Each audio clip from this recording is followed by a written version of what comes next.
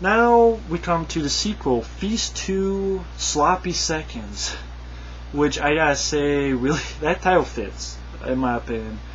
And I know there's a lot of people who like the Feast sequels. I'm not one of them. I am a big fan of the first film. I have the DVD right here, the first film. It's actually part of my 69 favorite horror films. It's at number 41. So I love this film a lot. I think it's a great flick. You know, excellent creature feature. Feast 2 Sloppy Seconds, again, that title, Sloppy Seconds, that fits the film to a T. Is you have the same writers and you have the same director, so I don't understand that. And also, the budget is about the same. Like, the first one was around $3 million, and this one's about $2 million. And I complained, like, why is that? But then I mentioned in my review of Feast, the first film, that I kind of had an idea why. And it's because, even though it's about the same budget, maybe a little bit lower, this one is contained. It's in one setting. And by the way, for those who, oh, I know, I didn't read your comments because I'm doing these reviews on the same day, so I already know. You don't have to say, oh, it's this. And my point is, this film is contained. It's in one location, in a bar, so the budget can be used for insane action, effects, everything else. Here, though, you're opening it up into a town, so a lot of money is going to have to be thrown in this town and location and other different locations, stuff like that.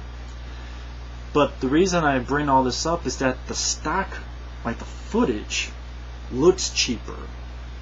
And I know some people are like, I don't get it, I don't know what you mean. But to me, like, this film looks like I could definitely see this on a big screen. Like, this is a film that could be on the big screen film stock wise, while the sequels look like direct-to-DVD film stock. And not even all direct-to-DVDs look like that. But I don't know, just the film stock itself looks cheaper, and it kind of took me out.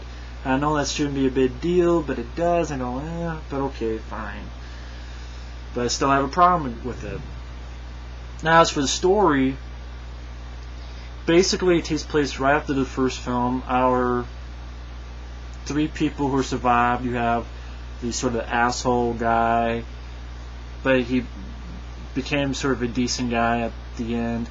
His brother, I think his brother who's in a wheelchair, and our second heroine, female hero, they go off. And by the way, those characters, which we liked in the first film, they're never mentioned again. Never again. Why? I have no idea, but they're, I guess because they didn't want to come back. Which I don't know why, but... Or maybe they read the script and said, fuck this. But it looks like they didn't even bother. I mean, they just disappear, they go off the road, and that's it. We never hear about them again. So that was kind of disappointing that you never hear of those characters again that we liked. So basically you have this biker chick who you find out is the sister of the character in the first movie. The character in the first movie, she was also kind of a biker chick, got her leg cut off, they used her as bait, the monster humped on that girl's face and she got blown up. Her sister is this biker girl who comes by and finds like some animal with this body part and realizes it's something from her sister. She goes to the bar, and Klu Gulager, the bartender, who he had like a heart attack, his character in the first film, he's still alive. He's still bleeding from his neck, but he's still alive. And the sort of biker chick sort of tortures him. What happened to my sister? And he basically lays the blame on that asshole lead guy in the first film. Oh, it was him, he did. And she's like, where's he at? And basically leads them into town. And this chick has a lot of other biker chicks with her. They go into town.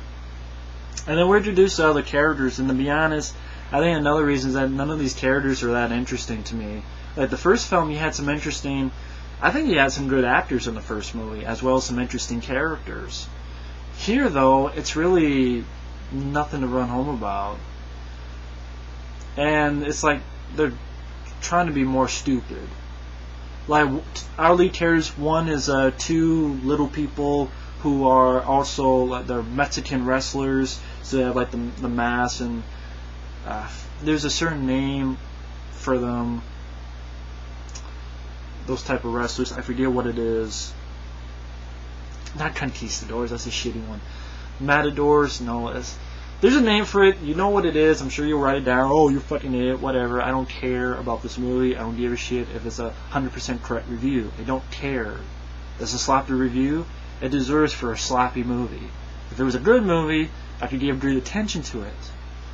But basically, you have two little people who are Mexican wrestlers who have their grandma, and one is with his girl, and the girl gets killed and pulled out, and like her head's cut off. We also have this sort of car salesman type guy. His woman is cheating on him with this other guy, or he finds this girl fucking this other guy, and you don't care. The biker chick and Clu Gulager, the bartender, and other chick. Biker chicks come into town, they find all these dead bodies, and the monsters are now out, killing people. And the movie just wanders around. And this is why, another reason why I don't like it. Like I said, in the first film, it has a good momentum. It really keeps going and going forward and going forward. Here, it kind of just flounders around, like, what the fuck are we supposed to do? Like, it doesn't know where the hell it's going. And the fact that basically this and the third film are kind of basically the same fucking thing. I said kinda, not exact, but really, you could have taken part 2 and 3 and put them in one movie, and it really would not have made a difference. Just cut out all the bullshit sequences. Again, I know there's a lot of fans of this movie. I respect that, but I'm not going to turn over and dislike it because a lot of other people did. Like Michael Caine, if he's watching this, go watch the movie. I may be wrong. But I don't know, the attack sequences just don't have much build up or payoff. Like, they have some gore, but it's like whatever. They do try to throw some sick stuff, because basically the plot is basically they get together and like at one point they want to get in this jailhouse, but there's like a hobo there who was selling meth, and he doesn't want anyone coming in.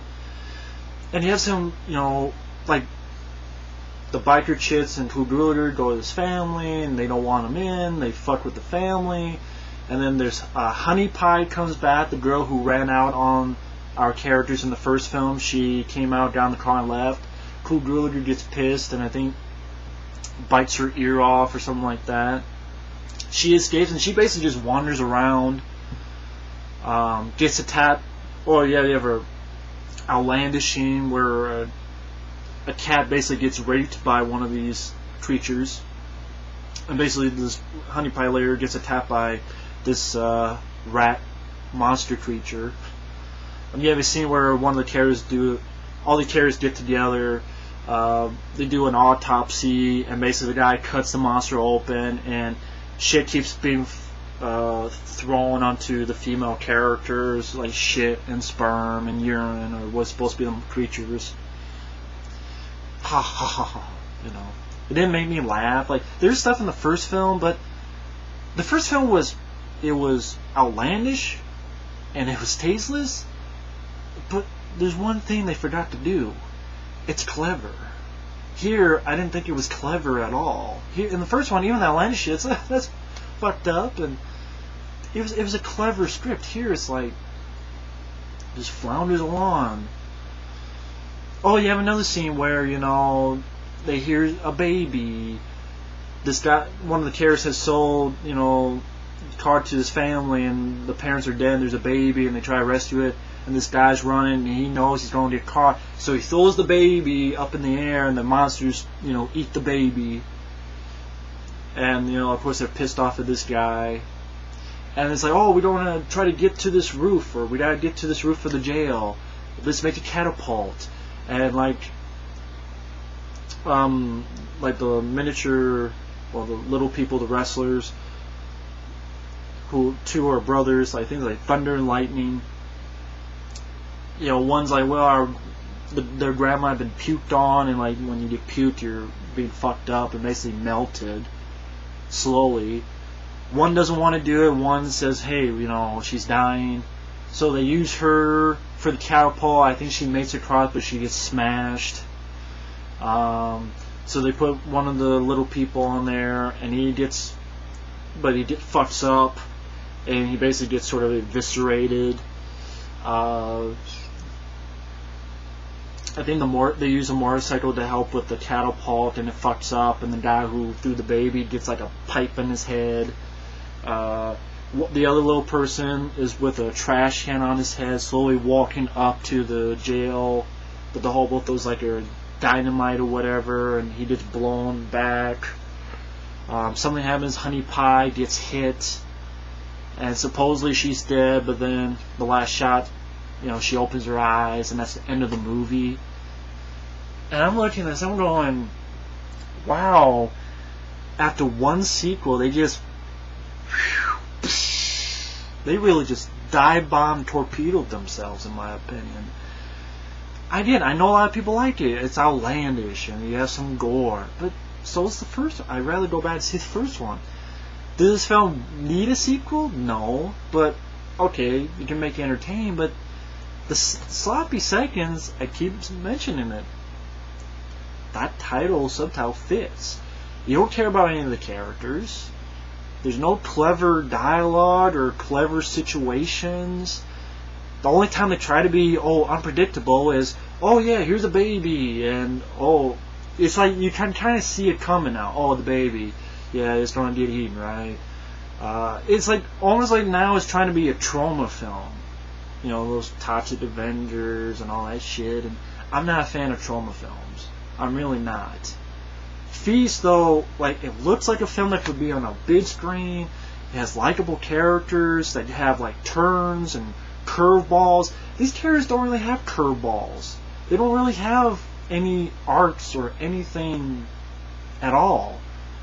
It's like, oh, here's two little people who are Mexican wrestlers. Oh, here's a biker chick. Here's Cool Gallagher, with the bandage around his neck. They don't really do anything with them. And the whole film kind of flounders and becomes a forgettable movie. So I'm going to, stop talking because I'm just going to be repeating myself. But Feast 2 Sloppy Seconds, I didn't like it. I know there's a lot of people who did, but I'm not changing my opinion. But hey, maybe I'm wrong. So Michael Keane, I know he likes this first movie just as much as I do. Maybe if he wants to check it out, if he sees it at a pawn shop, he can check it out. But, I'll chime in with my quick thoughts on Feast 3 next time. The happy finish, which I did not get a happy finish. So the movie lied. You mean the movie lied? Fucking A did. Thanks for watching, and stay tuned till next time.